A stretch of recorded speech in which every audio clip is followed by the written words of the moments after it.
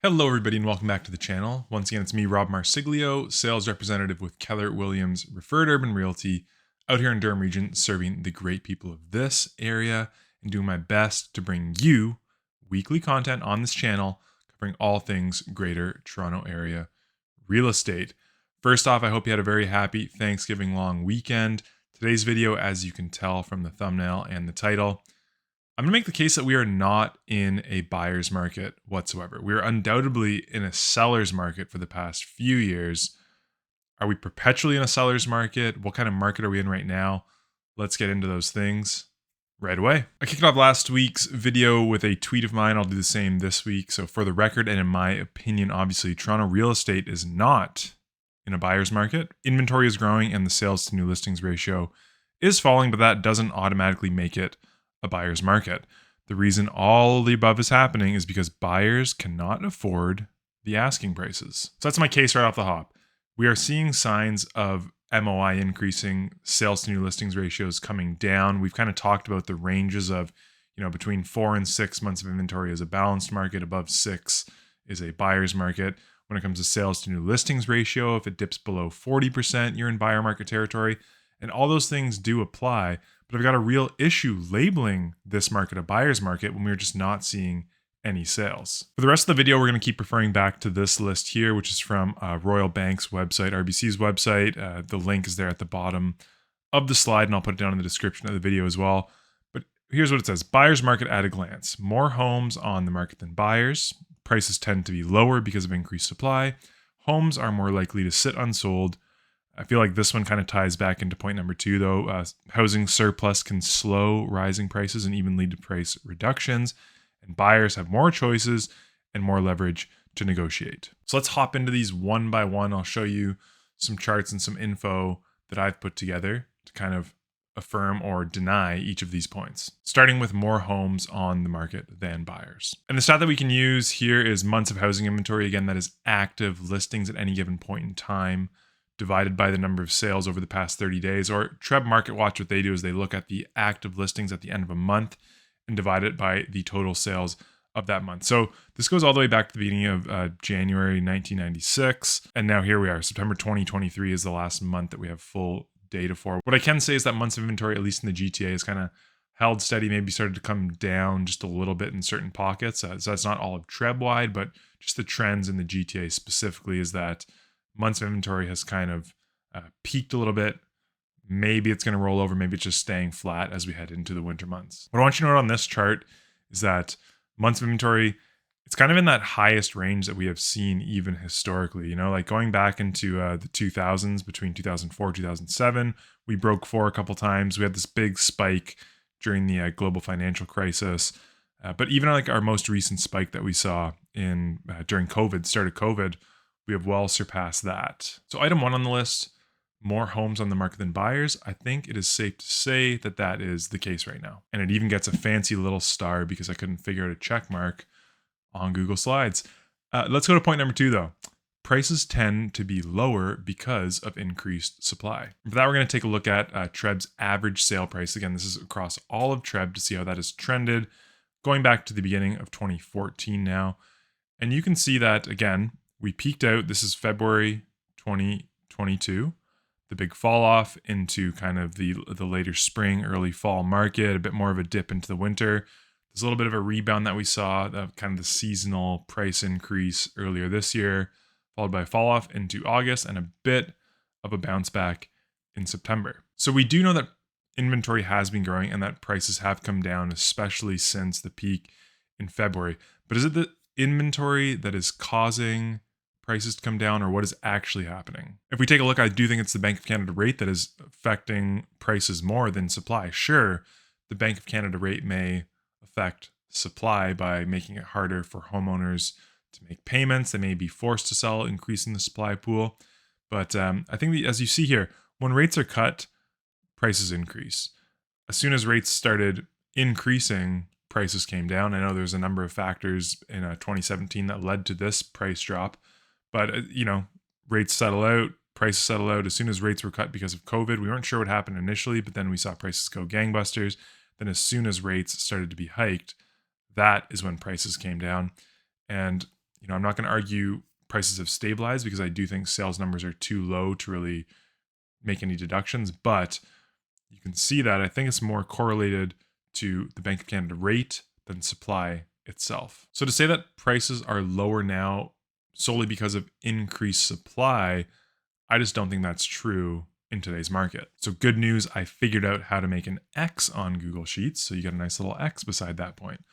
Let's go down to point number 3, which is homes are more likely to sit unsold. This is just a quick one slide, but what I wanted to highlight is that in the GTA, at least 40% of active listings have been on the market for 30 days or more. So 30 days or more, I'd consider that a stale listing. Unfortunately, this is just based on listing days on market, not property days on market. So if you turn your attention to this little table that I made below, this is for sold properties, and this is for the month of September going back to 2019, because we don't have property days on market data across the Toronto Regional Real Estate Board, at least available through my search tool through Strata. So let's just take a look at September for the past 4 years and this year.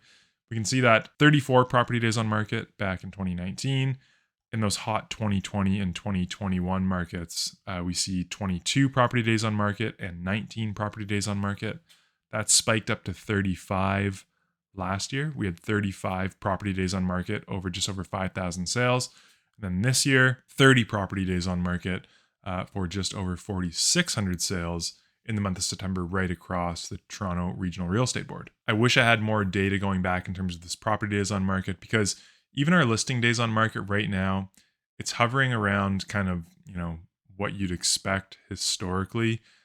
Just the issue with that is when you get cancellations and relists, it resets that listing days on market number. You don't really get an accurate read of how long a property has truly been on the market for. But I went ahead and gave this a gold star anyways. Our next point, like I said, housing surplus can slow rising prices and even lead to price reductions. Kind of lump that into point number 2. So we're just going to go ahead and give it a big fat X right now. Let's go on to our last point, saying buyers have more choices and more leverage to negotiate. First part of that statement was more choices. So let's take a look at, how many choices do buyers have right now across TREB. You can see that for September 2023. Again, similar to the months of inventory chart, we're touching like the higher range of what you would expect for this time of year, going back over the last 10 years. These big peaks are usually your kind of May, June, July markets. This is May, June right here. We fall off July, August, and a little big bump in September. So again, you're kind of touching what you'd historically expect. 2017 September was right around the same levels that are right now. So yes, I'd say buyers, even if they don't have more choices, there are more properties available on the market, especially compared to recent history. So I think we can agree that yes, there are more choices. How do we determine whether or not there's more room to negotiate? I think the best tool that we have available, unfortunately, is the sold price to list price ratio. We know that lately list prices have just become a, come look at me price on a home. They didn't really mean much over the last few years. But let's take a look at what the, average ratio is of sold prices to list prices to see if there's a little more power in buyers' hands these days than we've seen, at least over the last couple of years. And based on this chart, so 100% is this line right here across the middle. That means that, everything, not everything, but on average, things are selling right for around the asking price. You can see that September 2023, the average sold price to list price was right at 100%. There was no room to negotiate between, April, May 2020, all the way to, call it, February 2022, even a little bit more after that. I think the Toronto market was still a little more active than we saw in the suburbs. So the offer strategy was still working a little bit, but you want to see this line dip below that 100% to know that there's actually some negotiation happening. Because even if the offer night strategy is working and list prices aren't reflective of true market value, like we're not trying to determine true market value with that chart. We're trying to determine, are you able to negotiate? And if it's an offer night strategy, you're still doing all of your due diligence up front. Sure, sometimes you are able to get a condition in there if you're willing to pay a little bit more, but there's still not much negotiation happening in these offer night settings. You're going to start seeing the sales to new listings ratio drop below 100% when you get a true, like maybe balanced market or a true negotiators market, let's call it, where we can actually get some terms in there. We can wiggle the price down a little bit from what a seller is expecting. So I totally copped out on this last one and I gave it a star and an X. I think there's a star that there's more choices on the market at least, but I don't necessarily agree that there's more leverage to negotiate right now. Now, why don't buyers have more leverage to negotiate? I think it's because, sellers are still kind of stuck on prices from earlier in the year. Affordability conditions currently are kind of as bad as they have been at any given point in history, really. So a seller expecting prices from, the past few years just isn't realistic for a buyer to be able to afford. And that point's covered really nicely by this graph, which I touched on a previous video, but again, the source is at the bottom.